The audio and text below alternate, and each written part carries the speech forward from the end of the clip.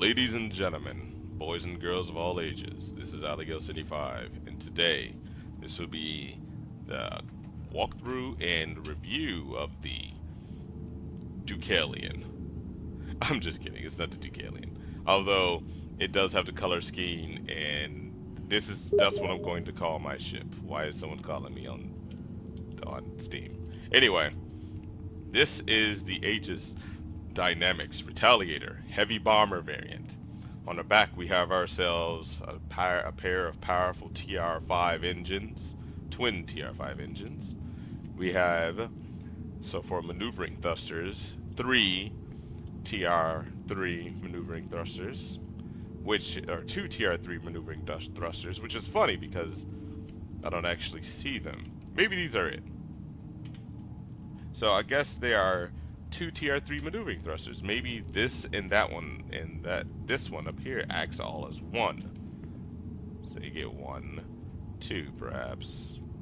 One's on the other side as well. Also, when the ship is not when its landing gear is up, those things slide down, and I guess that's what they mean by maneuvering thrusters. You get yourselves probably 1, 2, 3, 4, 5, 6 TR4 maneuvering thrusters, and along with 12 TR1 maneuvering thrusters. So yes, this is considered a big ship. Not on Starfarer level, but it's pretty big. Now, I do have a couple of gripes with this, but it's just an overview. Let's get into that later. To protect yourself, this is going to be your manned crewmates, or your AI crew. You have yourselves 5 turrets, 2 on the bottom, 3 on top, and each turret has themselves a Claws and Warner CF007 Bulldog size 1. So you have 5 size 4 turrets. All turrets have 2 size 1 Bulldog repeaters. So in total, you'll be, if you focus fire a target, it's going to be devastating. Also, you need a crew of, this thing takes a max crew of 6 with exceptions due to modularity. So, enough of the chit chat. Let's jump in, shall we? It has a docking collar right there, and this is how you get in with the lifts. I'm not going to get into the turrets this time, because last time I got into the turrets, like, this is my second take at this thing. Because the other one was like 18 minutes, so I'm not going to try to stretch it out too long, because my internet sucks at putting out YouTube footage. So we're going to go from toe to head. You have, this is your left turret, right here, or your right turret, top right turret. Lockers where you can hold gear. This panel's interesting because in one of the videos it showed some people go to a panel and optimize something or change something, like a little engineering minigame. There's the safety approval right there, so it was inspected, thank God. This turret actually flips upside down and goes to the bottom, so this would be the middle bottom turret. More lockers to hold your goodies. This will be the left turret, I believe. I'm not sure. But this is another turret. This is for the top. More lockers for your liking.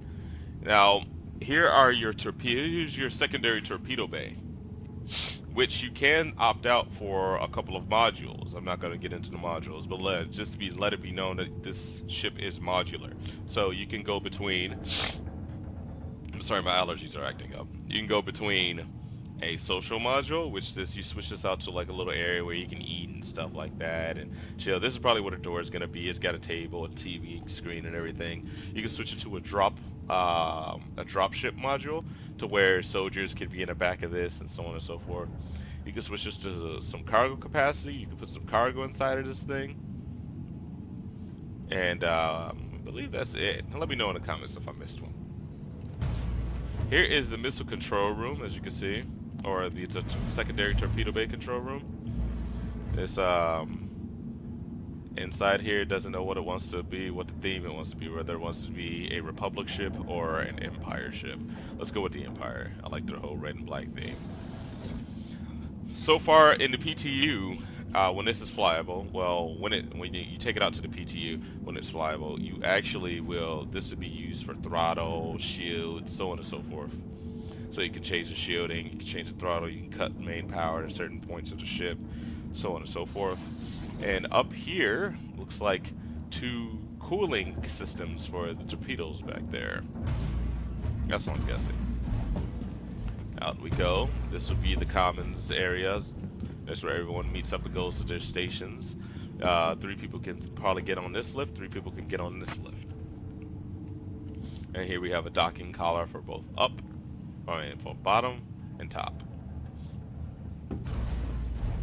Here is the bathroom. It's actually a legit bathroom. One of the videos I've seen, they said they didn't have toilet paper. Where does the toilet paper go? Well, I've got you covered. There we go. Toilet supplies. Toilet paper and baby wipes are probably right there. And here's the shower. A nice little feature. Hot and cold water, not drinking. Alright, not drinking water. Yeah, there's the serial number there, but won't be able to get that. I'm running on low graphics because I have 4-year-old graphics cards. I'm working with 2 660 Ti's, actually technically 1 660 Ti. So bear with me. Here's first aid, and here is the fountain. Also shower supplies right there. So that's good to know. Here are some lockers just in case you want to change into night gear or something, or you're spending the night inside your ship for a long journey. Here is the, people wondering what these are. This is the rotary system that actually rotates their, these rotates your torpedoes. You can have different types of torpedoes. A good example would be, I can have these 2 clear sky size 5, which I'm going to get into soon. These size 5 torpedoes, and in the back here of this strut, it disappears every now and then. What happens is it will rotate and load up the next torpedoes. So you can have probably these things could be, I don't know, thermonuclear, because that's the way they look like they should be. And then you can rotate to perhaps cluster missiles or cluster torpedoes.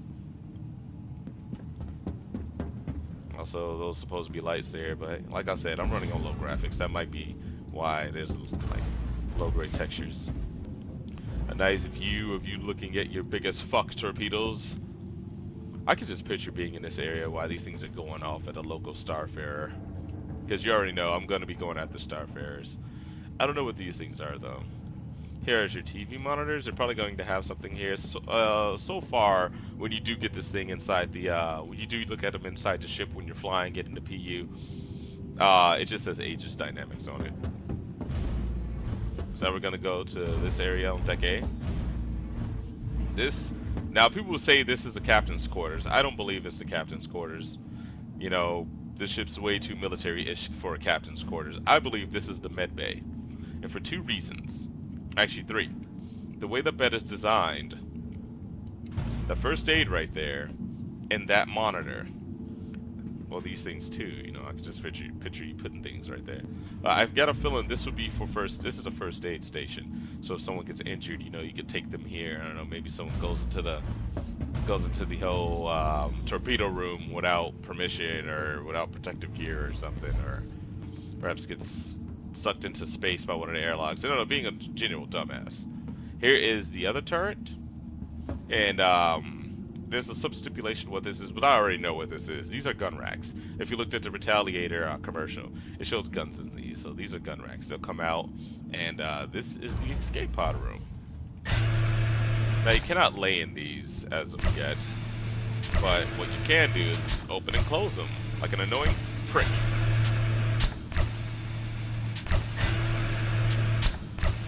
There's also a video, I can't seem to find it, but there's a video of actually these shooting off of it. And once, I'm going to actually get on top of the ship to show you. So you have 6 escape pods, i.e. beds. And yeah, this is where you'll be sleeping, just in case it's a long journey, until your captain tells you all hands on deck. So that is the upper deck. Here is the front turret, flips you upside down. And don't worry, the controls are not inverted yet. Yeah, this is awesome. Mind your step.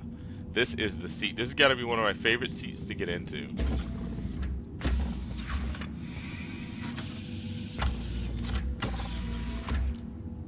Can we get the shield on this thing? This combat assist activated. Oh, I thought we can Systems get the glitch green. where we can get the shield on. Alright. Oh, excuse me. Alright, so I almost burped. This is your throttle. That monitor, these 3 monitors, and that monitor is interactive, along with these 3 monitors up here.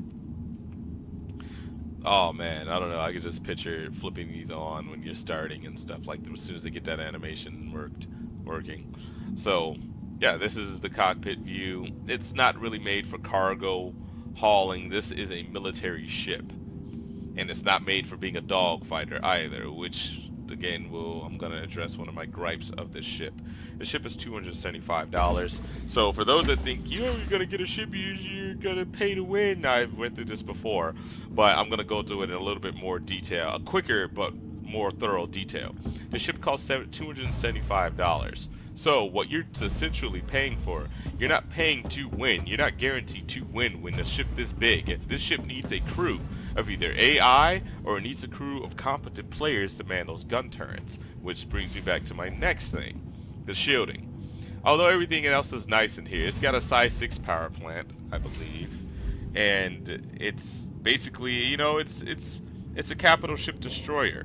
It's got a size 6 power plant, size 5 torpedoes, which I seriously don't think these should be size 5. I think these should be, right now the size 5 is the max I've ever heard of something having, but these should be like size 6s. Compared to the Gladius has size 5s underneath it.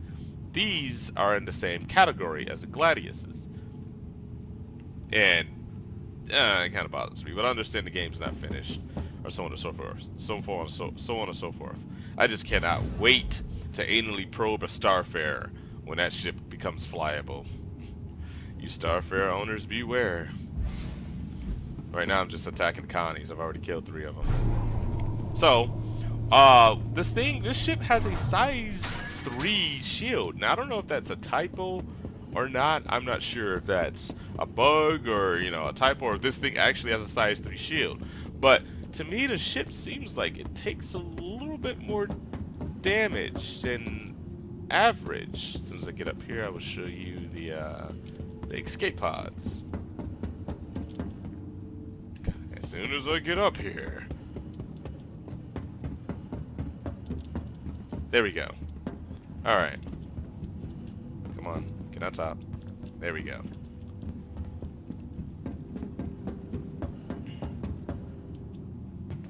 Alright, here are the escape pods. See? You can see the escape pods down there. 2 of those, 2 of them come out of one of these because they're right underneath each other, and the 6th one will be coming out of this. And here is the other docking collar. So, with the whole $275, I melted down all my ships to get this one. I had a Cutlass Black, a Freelancer Max, and the Aegis Avenger. Well, Aegis Dynamics Avenger, Stalker. And I really wanted a ship that would be that was limited. So right now there is the military sale ends now. Wait a minute, hold on. Oh, these are some of the maneuvering thrusters they were talking about. Okay, I see them now.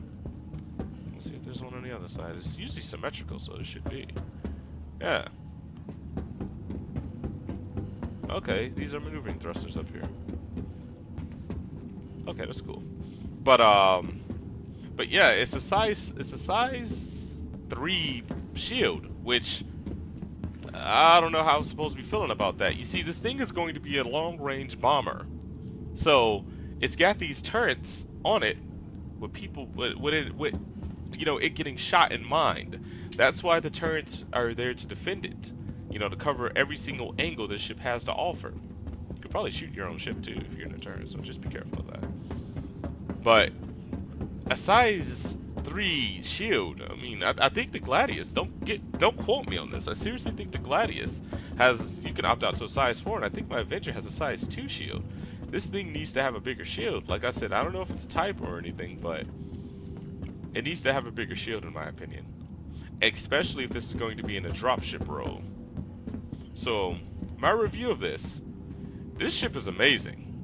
It's well worth my money. especially with the 6 months insurance and knowing that I have those capital ship killer torpedoes on there, knowing that that's going to come with my insurance. Oh, the ship is just a joy. I like the color scheme, I like the design, and I noticed some of the newer Aegis ships are starting to go with the whole black and red theme, such as the Saber and the Saber, this, and the what is the other one called? The one I really wanted to get, the Vanguard Warden, or the Vanguards. So this was the quick overview and review. My review is the ship is amazing if you've got a competent crew or AI, but considering you're paying $275 for the ship, is it worth your money? Is definitely worth your money. You could get a Constellation with its 48 missiles that don't have any explosives attached to them for some odd reason, and you know it's quad size for quad size for guns on the front. But even with that, you still have 2 gunners that could be utilized. When you start spending this much money, you're looking into things that are considered the multi-crew spec of ship. So my review is, if it were to give me a grade, I'd give it an 8 or a 9 out of 10. And the one gripe has got to be because of the shielding. So I hope you guys enjoyed. Next, I'm going to put up some actual gameplay of me on this thing, in the PU with this thing. So I hope you guys enjoy. This is AliGhost85. If I left anything else out on the ship or any other questions, please leave it in the comment section below, and maybe I'll see you guys in the verse. Peace.